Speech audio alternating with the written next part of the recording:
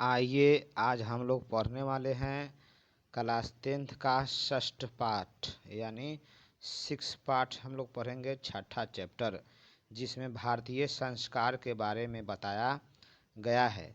प्रस्तुत पाठ में भारतीय संस्कार में जो है विभिन्न प्रकार के संस्कारों के महत्व के बारे में बताया गया है।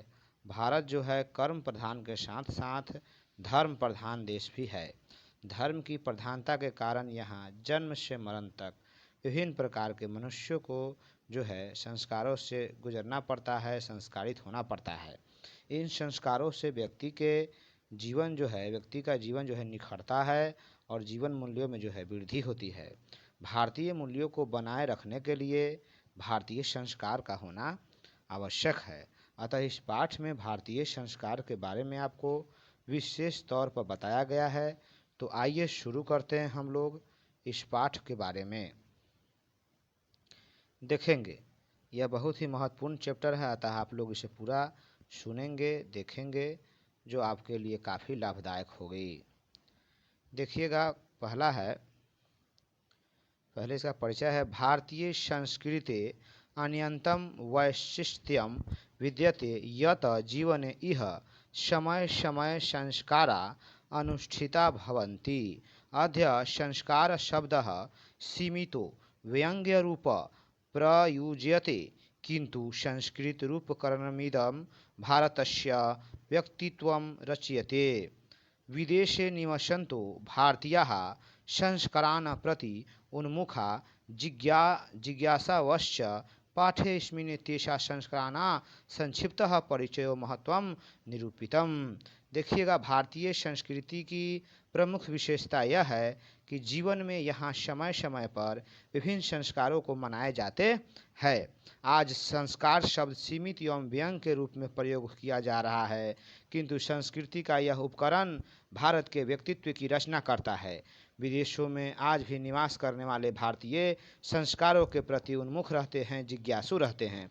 इस पाठ में भारतीय संस्कार का संक्षिप्त परिचय एवं महत्व को बताया गया है। तो आइए शुरू करते हैं हम लोग भारतीय संस्कार के बारे में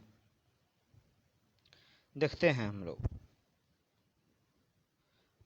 भारतीय जीवने प्राचीन कालात् संस्कारा महत्वधारयन् प्राचीन संस्कृते विज्ञानं संस्कारेभ्यो जायते। अत्र ऋषाणा कल्पनासीत् यत् जीवनस्य सर्वेषु मुख्यावसरेषु वेदमन्त्राणां पाठः, वरिष्ठनाम आशीर्वादः, होमः, परिवार सदस्यानां सम्मेलनं च भवेत्। तत् सर्वसंस्काराणाम् अनुष्ठाने संभवति एवं संस्कार महत्व धारयन्ति। किंच संस्कारस्य मौलिक अर्थ परिमार्जन रूप गुणाधान रूपश्च न विस्मर्यन्ते। अतः संस्कार मानवस्य क्रमशः परिमार्जने, दोषोपनयने, गुणाधाने च योगदानं कुर्वन्ति। देखेंगे, इस के माध्यम से जो है लेखक बताना चाह रहे हैं, ध्यान दीजिएगा यहाँ पे, भारतीय जीवन में जो है प्राचीन समय से ही संस्कारों का महत्व रहा है। प्राचीन संस्कृति की पहचान जो है यहाँ के संस्कारों से होता है। और यहाँ ध्यान दीजिएगा, यहाँ ऋषियों की कल्पना है कि जीवन के सभी मुख्य अवसरों पर वेद मंत्रों का पाठ, वरिष्ठों यानी श्रेष्ठ जनों का, बड़े जनों का आशीर्वाद, हवन एवं परिवार के सदस्यों का मिलन जो है आवश्यक है। और संस्कार का जो है मौलिक अर्थ परिमार्जन रूप और गुणाधान रूप जो है भुलाए नहीं जाते।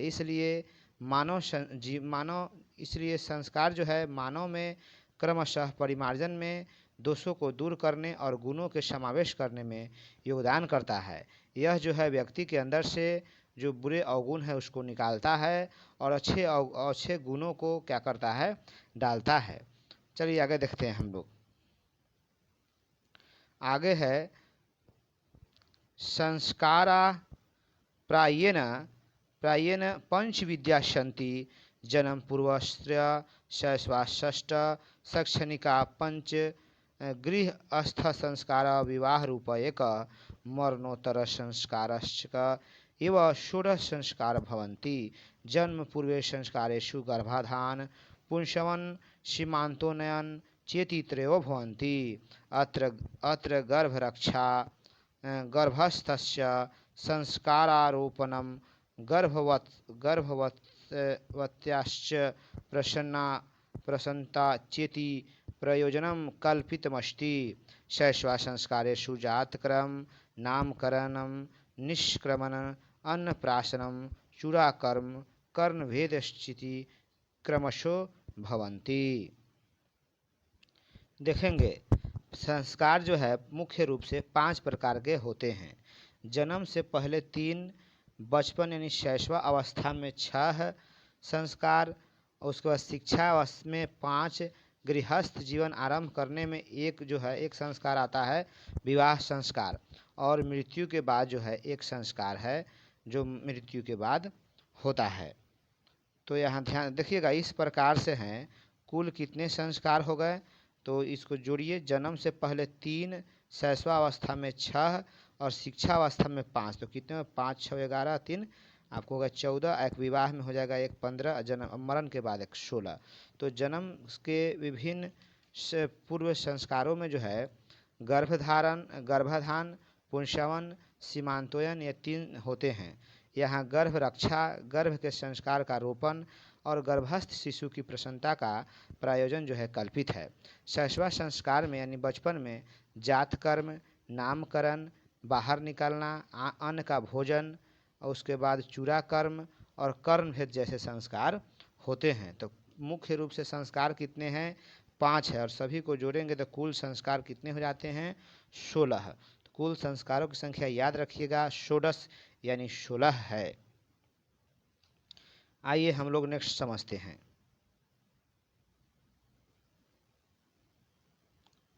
शिक्षा संस्कारेषु अक्षरारंभ उपनयनम वेदारंभ के शांतः समावर्तने चेति संस्कारा प्रकल्पिता।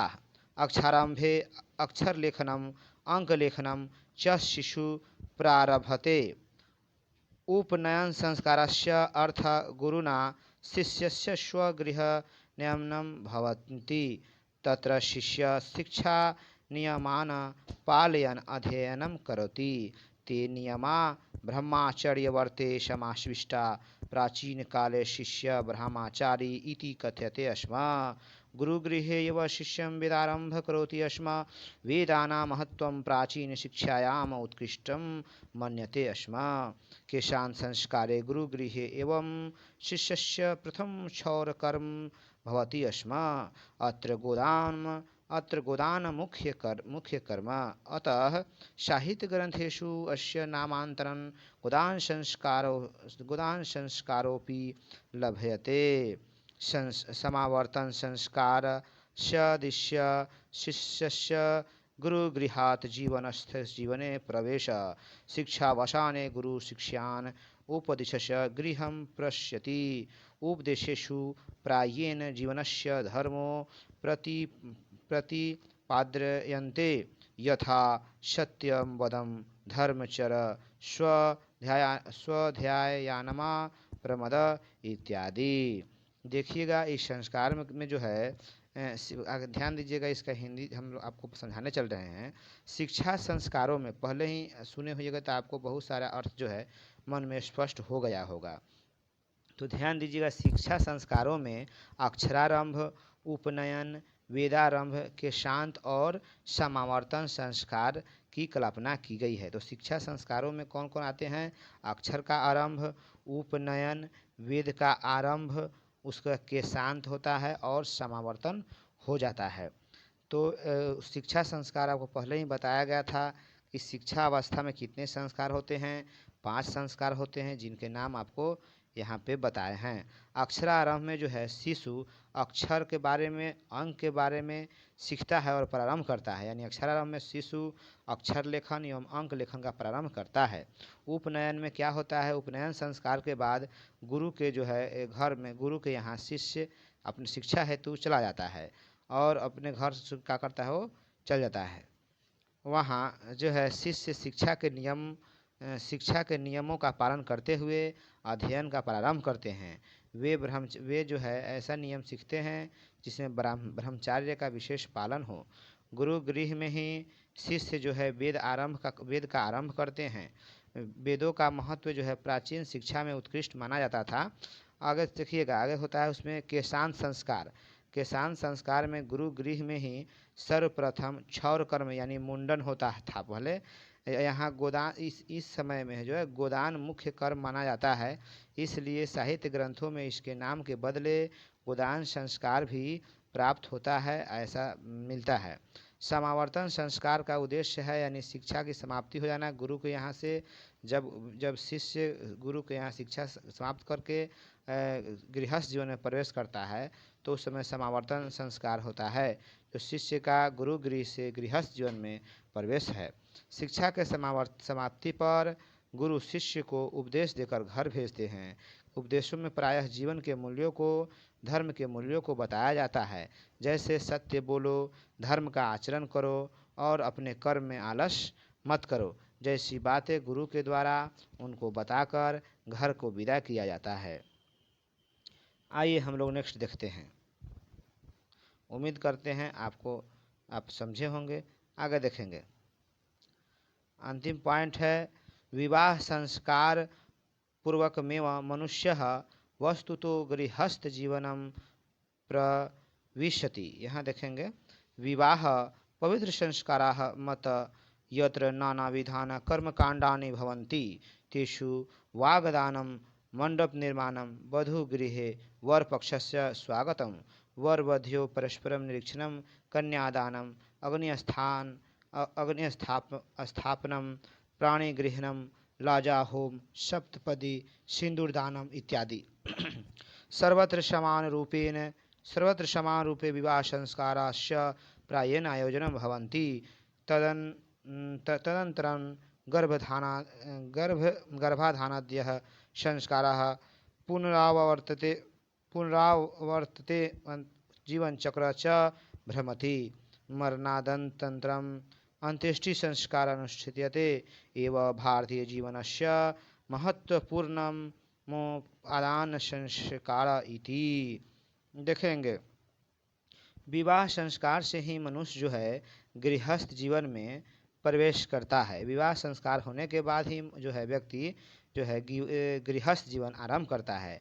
विवाह को जो है पवित्र संस्कार माना गया है। इसमें अनेक प्रकार के कर्म होते हैं जैसे वाकदान, मंडप का निर्माण, वधू के घर में वर पक्ष जो है स्वागत करता है और वर वधू का निरीक्षण, कन्या निरीक्षण होता है, कन्यादान होता है, अग्नि की स्थापना की जाती है और कई तरह के जो है प्राणी ग्रहण, धान के लावे से जो हवन होता है, सप्तपदी होता है यानी सप्तपदी में जो होता है पति के साथ पत्नी को अल्पना यानी रेखा पर 7 बार पैर रखना पड़ता है और सबसे पवित्र जो है सबसे मुख्य जो है सिंदूर दान जैसी संस्कार जो है विवाह में देखने को मिलता है। तो देखिए वैवाहिक जो परंपरा है ये सभी जगह एक जैसी ही हैं।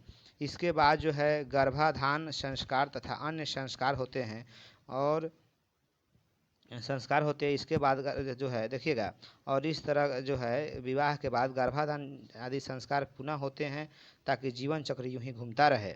मृत्यु जो है उसके बाद मनुष्य का मृत्यु होता है कुछ समय बाद, तो अंतिम जो संस्कार है वो मृत्यु संस्कार है जिसे अंत्येष्टि संस्कार का अनुष्ठान भी बोला जाता है और मनुष्य के जीवन का अंतिम संस्कार मृत्यु के बाद होता है, इसे अंत्येष्टि संस्कार बोला जाता है।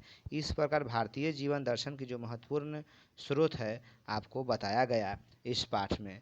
तो आप भारतीय संस्कार को, भारतीय संस्कृति को बचाने में, बनाए रखने में आपका जो है सहयोग जो है ज़रूरी है और अपने देश की संस्कृति को बनाइए, बचाइए, भारतीय संस्कार को अपनाइए। देखेंगे इसमें जो है खास बातें हुआ है उसको आप लोग याद रखेंगे। जैसे कुल कितने संस्कार है, तो कुल 5 संस्कार, कुल 16 संस्कार है और मुख्य रूप से संस्कार कितने प्रकार के होते हैं, तो मुख्य रूप से संस्कार जो है 5 प्रकार के होते हैं। और देखिएगा कुल मिलाकर कितने हो जाएंगे, कुल मिलाकर 16, जिसमें बताया गया है जन्म के पहले 3, शैशवा अवस्था में 6, शिक्षा अवस्था में 5, गृहस्थ में जो है एकमात्र संस्कार विवाह संस्कार, और मरने के बाद एक संस्कार। तो कुल मिलाकर कितने संस्कार, 16 यानी 16 संस्कार होंगे। तो इसको याद रखेंगे, जो ऑब्जेक्टिव में आपको काम आएगा, आगे क्वेश्चन आंसर में भी काम आएगा। देखिएगा पूछा जाता है किसे जो है गोदान संस्कार बोला जाता है। तो गोदान संस्कार में जो है गाय का दान दिया जाता था, और यह जो है किसान संस्कार के समय होता था। और समावर्तन संस्कार जो है इसमें क्या होता, तो समावर्तन शिक्षा की समाप्ति पर जो है गुरु शिष्य को जो है बहुत सारा ज्ञान देकर उनके घर विदा करते थे। समावर्तन संस्कार के बाद ही मनुष्य जो है गृहस्थ जीवन में प्रवेश करता है, उसके बाद उसका शादी होता है, और शादी विवाह में यानी विभिन्न प्रकार के संस्कार देखे जाते हैं। तो इसको याद रखेंगे, और इसका जो क्वेश्चन आंसर है आपको कराया जाएगा जल्द ही। तब तक के लिए धन्यवाद। मिलते हैं हम लोग अब अगले न्यू वीडियो में।